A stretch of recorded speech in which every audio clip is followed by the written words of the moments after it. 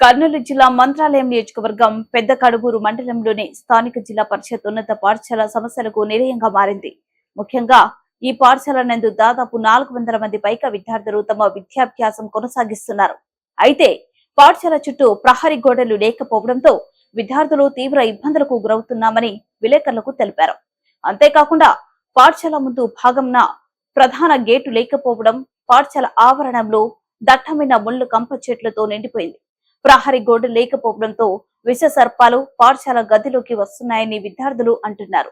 అదేవిధంగా పాఠశాల ఆవరణంలో వర్షపు నీరు, సాగునీరు పారుదల వల్ల మరింత ఇబ్బందులకు గురి కావాల్సి వస్తుందన్నారు.